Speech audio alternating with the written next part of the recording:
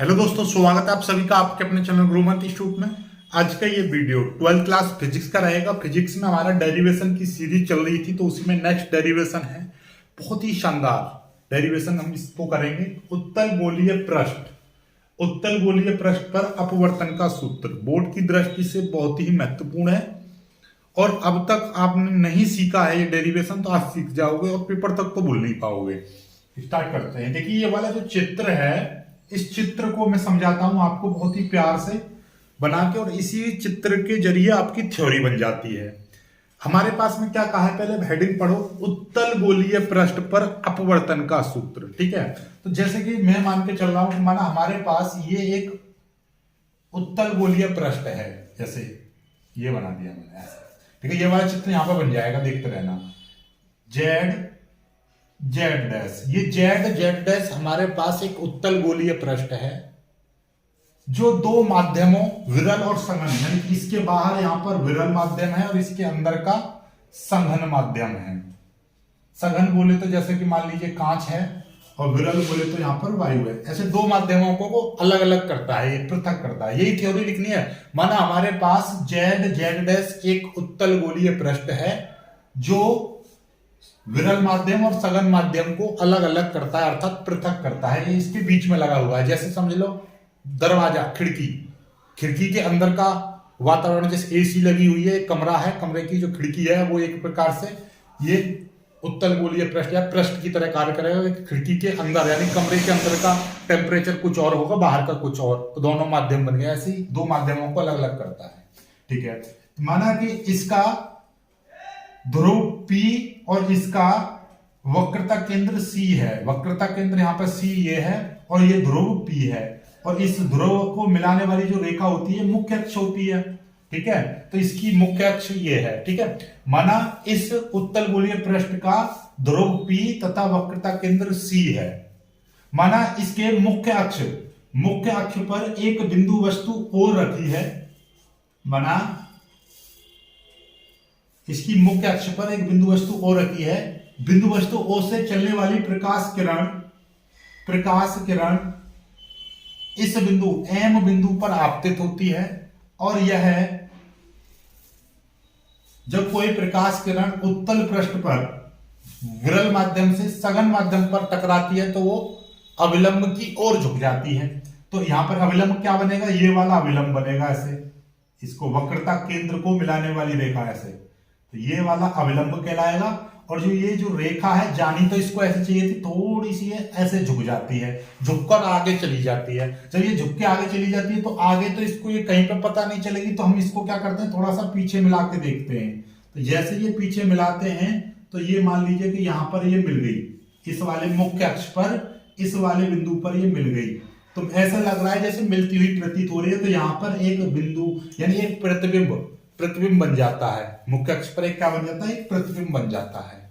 इसको आभासी प्रतिबिंब कहते हैं, क्योंकि ये वास्तव में यदि ये ऐसे यहां पर मिलती तो अलग चीज थी, लेकिन ये ऐसे निकल गई, अनंत समय तक निकल जाएगी आगे। इस तरीके से ये ऊपर की ओर ऐसे निकल जाएगी, और यहां से जैसे हम इसको ऐसे करेंगे तो यहां पर इसको पीछे की ओर मिलाएंगे तो यहां पर ये मिलती हुई प्रतीत होगी। तो यहां पर ये इसका आभासी प्रतिबिंब बन जाएगा। ये बन गया। ठीक है, अब आपको देखिएगा, अब आपको पता है कि ये क्या थी, आपतित किरण, क्योंकि इस पर ये आपतित हो रही है यानी गिर रही है। तो आपतित किरण, और ये क्या है, अविलंब है। आपतित किरण और अविलंब के बीच बनने वाला कोण आई होता है। अब इसके बाद में ये किरण अपवर्तित होकर निकल गई, तो अपवर्तित किरण को ही मैंने पीछे किया, तो इस अपवर्तित किरण और इसके बीच, अविलंब के बीच जो कोण बनेगा उसको हम क्या बोलते हैं, अपवर्तन कोण, जिसको R से प्रदर्शित करते हैं। तो ये R बन गया। ठीक है, अब ये वाली जो वस्तु है, वस्तु इस बिंदु के सापेक्ष, यानी कि ये जो किरण है ये अल्फा कोण बनाती है, मान लिया। ये वाला आपका बीटा कोण बनाती है, और ये वाला आपका गामा कोण बनाती है। तो ये चित्र इस तरह से बनके तैयार हो जाता है। तो वही चीज, ये वाला कोण आपका अल्फा होगा, ये वाला कोण आपका बीटा होगा, और ये वाला कोण गामा होगा। और ये OM जो रेखा है ये आपकी आपतित किरण कहलाएगी, और आपतित किरण ये वाली आपकी आपतित किरण होगी, और इसके और इस अविलंब के बीच बनने वाला कोण I होगा। ठीक है, और ये वाली जो डॉट डॉट करके है, ये वाली, ये डॉट डॉट करके ये वाला कोण क्या होगा, आर होगा, क्योंकि ये अपवर्तित किरण है। तो ये बोल के चित्र आपका तैयार हो गया है। ठीक है, समझ में आई बात, नहीं आई? तो ये चीज है आपकी। ठीक है भाई, ये चित्र जिसको समझ में आ गया वो बाकी सारी चीज समझ जाता है। ठीक है, अब देखिएगा, ध्यान से देखिएगा चित्र। ठीक है, ओके। ठीक, अब इस चित्र से हम दो कॉन्सेप्ट को सीखेंगे। पहले इस चित्र से हम पहले कुछ चीजें लिख देते रहे। चित्र से क्या हो जाएगा, चित्र से हमको क्या चीज पता चलेगी चित्र से, देखिए ध्यान से। आपको पता है P क्या है, ध्रुव है, ध्रुव से, और ये O क्या है, बिंदु वस्तु है। तो ध्रुव से बिंदु तक की दूरी यानी वस्तु तक की दूरी आपकी क्या कहलाती है, ध्रुव से वस्तु तक की दूरी को हम U से प्रदर्शित करते हैं। आपको पता होगा वस्तु की दूरी U होती है। तो ये प्रतिबिंब बन रहा है, तो प्रतिबिंब की दूरी क्या हो जाएगी, ध्रुव से प्रतिबिंब तक की दूरी क्या हो जाएगी, V हो जाएगी, V। ध्रुव से प्रतिबिंब तक की दूरी V हो जाएगी। Okay, alright. और ध्रुव से ये वक्रता केंद्र, ध्रुव से वक्रता केंद्र तक की दूरी आपकी क्या कहलाएगी, वक्रता त्रिज्या कहलाती है। तो इसको हम R से प्रदर्शित करेंगे। ठीक है, तो यहां से चित्र से हमको क्या चीज पता चल गई, PO। PO बराबर क्या हो जाएगा, PO बराबर, क्योंकि ध्रुव से इधर की दूरियां जो मापी जाती हैं वो ऋणात्मक चिन्ह में ली जाती हैं, तो माइनस का U हो जाएगा। ऐसे ही आपका PI क्या हो जाएगा, माइनस का V हो जाएगा, क्योंकि P से, ध्रुव से प्रतिबिंब तक की दूरी, प्रतिबिंब की दूरी कहलाएगी, उसको V से प्रदर्शित करते हैं। तो माइनस क्यों लगाया, क्योंकि इधर पीछे की साइड में। P से C तक की दूरी, वक्रता केंद्र तक की दूरी R, तो ये इधर की दूरियां धनात्मक होती हैं, तो P से R तक की जो दूरी है वो R ही ली जाएगी। P से C तक की दूरी क्या ली जाएगी, धनात्मक चिन्ह में ही ली जाएगी, R हो जाएगी। ठीक है, आई बात समझ में, नहीं आई? ठीक है, चलिएगा, बस यही चीज समझने वाली है, बाकी कुछ नहीं। और एक चीज और, हम मान ले रहे, माना कि M से M डैश की दूरी, माना M से M डैश की दूरी H, ये मैंने H मान ली, ये वाली जो दूरी है यहां से, ये H मान ली, ये वाली। ठीक है, ये वाली दूरी H मान ली। ठीक है, ओके। अब आपका सारा कॉन्सेप्ट क्लियर है, सारी चीजें आपको सीख में आ जाएंगी। देखिएगा किस तरीके से हम करते हैं चीजों को। ठीक है, चलिएगा, बस ये वाला चित्र से सारी चीज। अब हमारे पास में एक चीज जो मैंने पहले बताई थी, इससे पहले वाले डेरिवेशन में भी बताई थी, एक बार फिर से सीख लो। क्या कि भाई एक कॉन्सेप्ट होता है, क्या होता है, यदि कोई त्रिभुज इस तरीके से कोई भी त्रिभुज बनी हुई है, सपोज दैट ये आपकी त्रिभुज है, ये वाला मैं 30 डिग्री कह रहा हूं और ये वाला मैंने मान ली 80 डिग्री है, तो ये वाला कोण कितना होगा, आप बताइए कैसे पता चलेगा। आपको पता है त्रिभुज के तीनों कोणों का योगफल 180 डिग्री होता है, तो इसका मतलब ये हुआ कि ये 80 है, ये 30 है, तो ये कितना बचेगा, 38 11 110, तो ये आपका 70 डिग्री बचेगा। बचेगा कि नहीं बचेगा, बिल्कुल, क्योंकि तीनों। ठीक है, एक चीज और, एक जो रेखा होती है उस पर ये वाला जो कोण होता है ये कितना 180 डिग्री होता है। तो यदि मैं यहां से कहूं, बायोलॉजी वाले स्पेशली ध्यान देना, कि यदि ये वाला कोण ऐसे रेखा ऐसे चली गई और ये वाला कोण 50 डिग्री है, तो ये वाला कोण कितना होगा, 130 डिग्री होगा, क्योंकि ये टोटल मिला के 180 होता है। 130 ये और ये वाला कितना हुआ 50, तो टोटल मिला के 180 हो गया। ठीक उसी प्रकार से यदि मेरे को ये नहीं दे रखा और मैं कहूं ये वाला कोण बताओ मुझे, ये वाला कितना होगा, तो आप कहोगे जब ये 30 है तो ये वाला 150 डिग्री होगा। ठीक है, ये 150 हो गया। और एक और चीज कि यदि ये 30 है अंदर और ये यहाँ पर 80 है, तो यहाँ पर कितना होगा, 70 होगा कि नहीं होगा, 70, बिल्कुल 70 होगा। अब मुझे ये देखिएगा, इन दोनों कोणों को जोड़ो, इन दोनों को, 70 और 50 कितना हो गया, 70 प्लस 50 170 और 80, 70 और 80 150 हो जाएगा। ये वाला 180 इन दोनों कोणों के योग के बराबर बैठा कि नहीं बैठा, बिल्कुल बैठा। चलिए, तो इसका मतलब यह है कि त्रिभुज के कोई भी बाहर वाला कोण लेंगे तो त्रिभुज के अंदर के दो कोणों के योग के बराबर होता है। कौन से दो कोणों के, जो इससे दूर होंगे, या तो इसके पास है, इसके दूर वाले दो कोणों के योग के बराबर होता है। ठीक है, इसका मतलब ये हुआ, यदि मैं इस रेखा को ऐसे यहां पर थोड़ा और आगे बढ़ा दूं, तो यहाँ का जो कोण होगा, ये वाला जो कोण होगा, वो इन दोनों के योग के बराबर होगा। देखो 7 3 10, 100 होगा। और देखो नहीं तो 100 ही बैठा, नहीं बैठा, क्यों 100 बैठा, 100 ये और 80 ये, 180 बैठा नहीं बैठा। देख लो, नहीं तो इस वाले पे देख लो, ये वाला जो कोण है कितना होगा, 8 3 11 110 होगा। नहीं देख लो, ये 70 है तो ये वाला 110 ही तो बैठा। चाहे तो इन दोनों से कर दो या ऐसे कर दो, बात वही है ना। समझ में आई बात, नहीं आई? तो ये बहिष्कोण का कॉन्सेप्ट है कि त्रिभुज के बाहर का कोण अंदर के दो कोणों के योग के बराबर होता है। ठीक है, तो ये बहिष्कोण का कॉन्सेप्ट है। तो इसका मतलब ये, यहां पे त्रिभुज ले रहा हूं मैं, त्रिभुज त्रिभुज पहले देखिए ध्यान से समझना जरा। हम पहले ये ले रहे हैं ओ एम सी से, ओ एम सी से त्रिभुज O M C, O M C, O M C.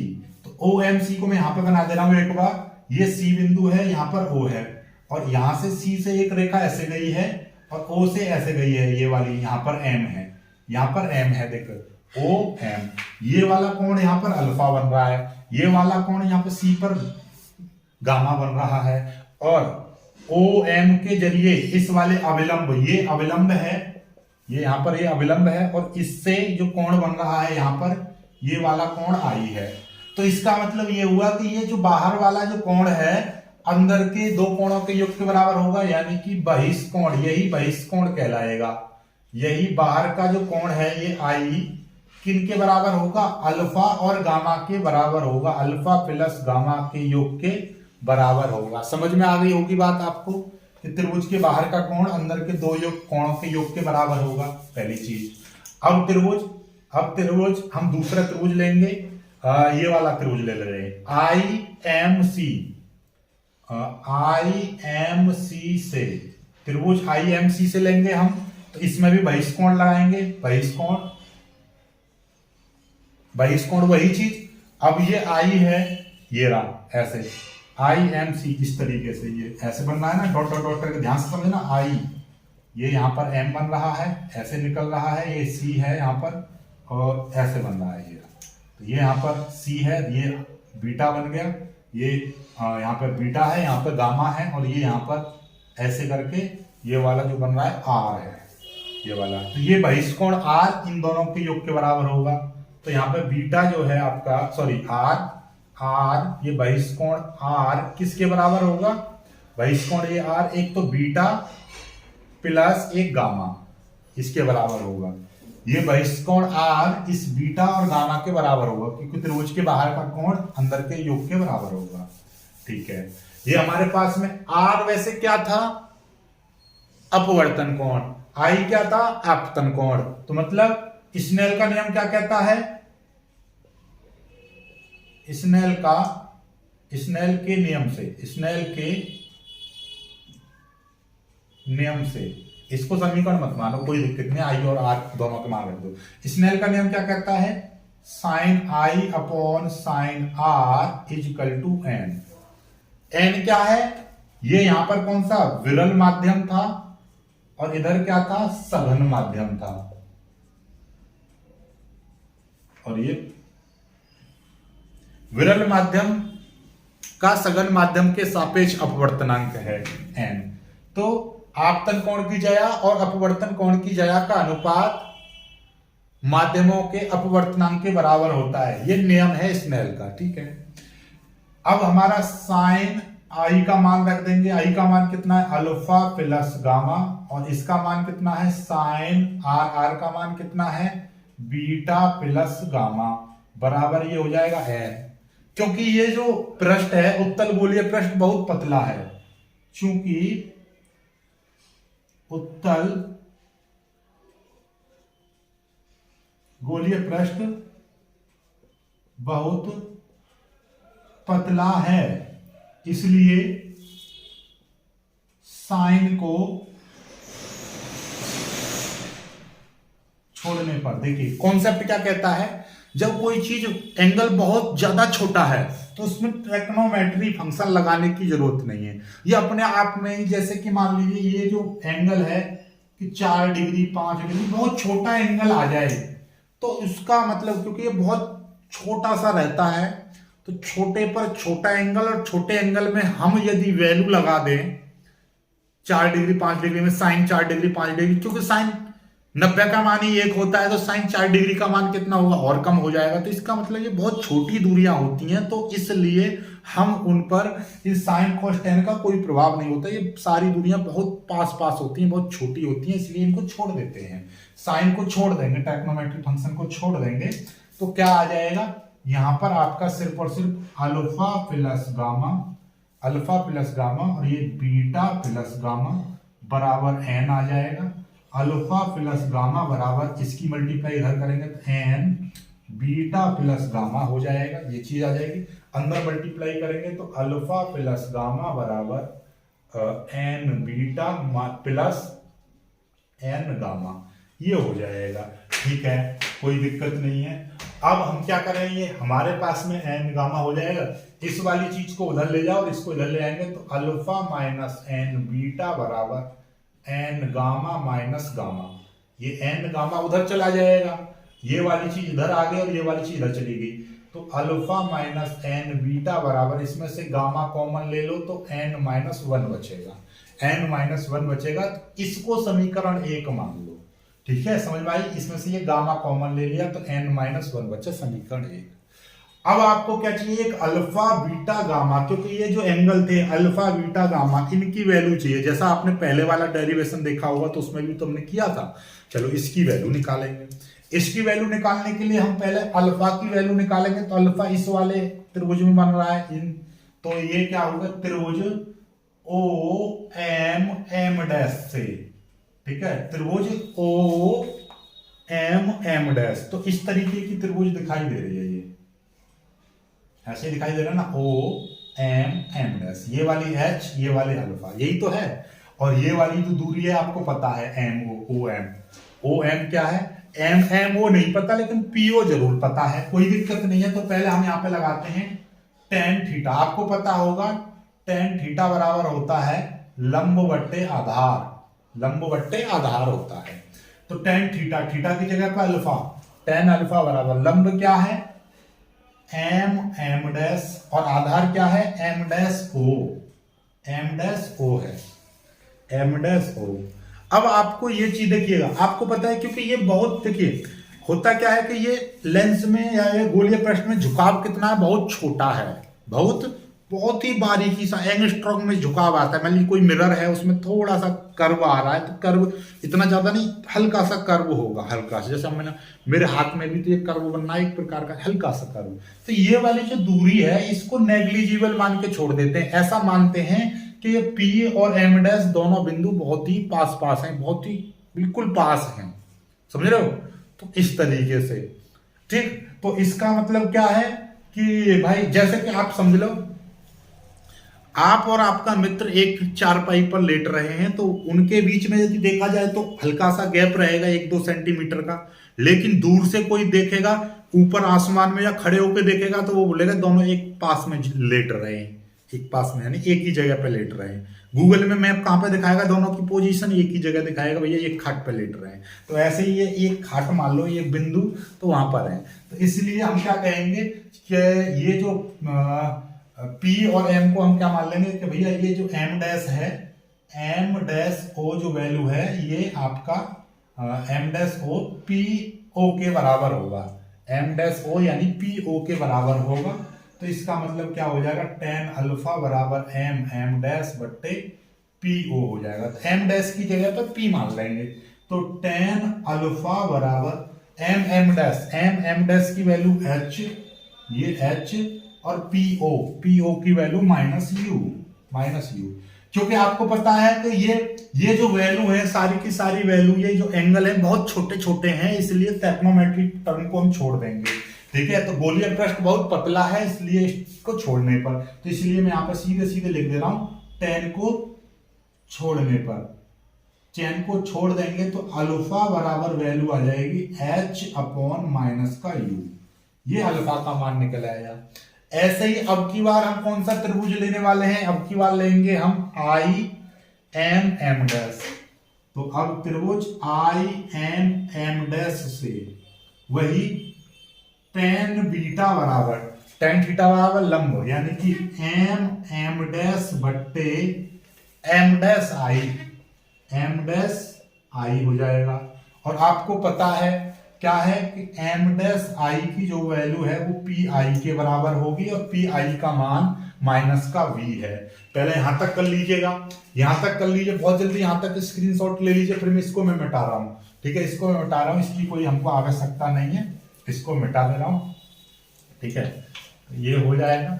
तो यहां से इसका मतलब क्या हो जाएगा, tan बीटा बराबर h अपॉन माइनस का v आ जाएगा। पी आई की वैल्यू माइनस का v, क्योंकि p से i तक की जोड़ लो ना, m से i डैश। ठीक है, ये v हो जाएगा। और माइनस में क्यों लिया जा रहा है, क्योंकि ये वैल्यू इधर की साइड माइनस की, तो ये हो जाएगा। tan को छोड़ देंगे, tan को छोड़ने पर तो बीटा का मान क्या हो जाएगा, h अपॉन माइनस का v, ये निकल आया। ऐसे ही अब त्रिभुज अब के लेंगे सी एम एम डैश से, सी एम एम डैश से, इसमें tan गामा बराबर एम एम डैश बट्टे एम एम डैश लंब बट्टे आधार एम डैश सी हो जाएगा। तो वही tan गामा बराबर h अपॉन आर हो जाएगा, क्योंकि आपको पता है कि एम डैश सी की जो वैल्यू है वो पी सी के बराबर होगी, सिंपल सी बात है। तो ये हो जाएगा, tan को छोड़ने पर तो गामा बराबर क्या हो जाएगा, h बट्टे आर, ये वैल्यू गामा की हो जाएगी। अब अल्फा बीटा और गामा का मान समीकरण 1 में रखने पर, समीकरण 1 ये है, तो इसमें हम ये अल्फा बीटा गामा के मान रखेंगे तो क्या हो जाएगा, देखिएगा ये अल्फा था, अल्फा का मान कितना है, अल्फा का मान आया था h बट्टे माइनस का u, फिर माइनस m, फिर बीटा का मान कितना है, h अपॉन माइनस का v, फिर बराबर, फिर ये गामा का मान क्या है, h बट्टे r है, और यहां पर n-1 ऐसे। ठीक है, देखिए n-1 गामा का मान, बीटा का मान और अल्फा का मान। ठीक है, चलिएगा, कोई दिक्कत नहीं है, यहां तक तो कोई समस्या नहीं है, यहाँ के आगे में होता तो यहां तक स्क्रीनशॉट ले लीजिएगा, इसको मैं मिटा दे रहा हूं, इसकी कोई जरूरत नहीं है, अब काम खत्म हो गया। ठीक है, यहां से देख लीजिएगा, ये पूरा ये मान आ गया। ठीक है, इसको ही मिटा दे रहा हूं। अब देखिएगा यहां तक हो जाएगा, अब काम खत्म है इसका। अब इसका मतलब ये क्या है, माइनस नीचे नहीं लगाते तो ऊपर लगा देंगे, तो माइनस का h बट्टे u, और ये माइनस ये क्या हो जाएगा, प्लस हो जाएगा, तो प्लस n h बट्टे v बराबर ये क्या है, h n-1 बट्टे r, नीचे है r, ये माइनस मैंने ऊपर लगा दिया, माइनस ये दोनों की जब माइनस मल्टीप्लाई करेंगे तो ये इसका मतलब माइनस नीचे का मतलब ऊपर वाले में है, ऊपर वाले की इसमें मल्टीप्लाई करेंगे, माइनस प्लस हो जाएगा, प्लस एन एच, प्लस वाले को आगे और इस वाले को पीछे लिख दीजिएगा, तो क्या हो जाएगा आपका एन एच बट्टे वी माइनस एच बट्टे यू बराबर एच n-1 बट्टे आर हो जाएगा। एच इसमें कॉमन दिखाई दे रहा है तो इसको कॉमन ले लो, तो ये कितना हो जाएगा, n बट्टे वी माइनस 1 अपॉन यू हो जाएगा, 1 बचेगा क्योंकि h चला गया, यहाँ से h चला गया तो n बचा, बराबर h n-1 बट्टे r बचेगा।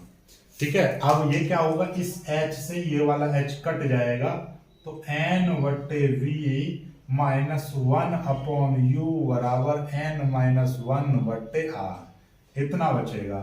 क्या यही होता है? हाँ, बिल्कुल सही सुना, सही समझा, सही आपने किया। उत्तल पृष्ठ पर या अवतल गोलीय पृष्ठ पर अपवर्तन का सूत्र समान होता है, दोनों के मान बराबर है।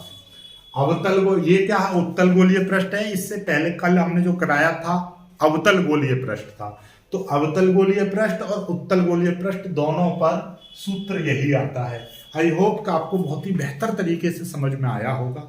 अभी भी इसमें भी आपको कोई डाउट बच रहा है तो कमेंट जरूर करिएगा, मैं आपको अलग दूसरे तरीके से भी करा दूंगा, पर मुझे उम्मीद है कि आपको बहुत अच्छे से समझ में आ गया होगा। वीडियो को लाइक करके शेयर कीजिएगा, चैनल को सब्सक्राइब कर लीजिएगा। जय।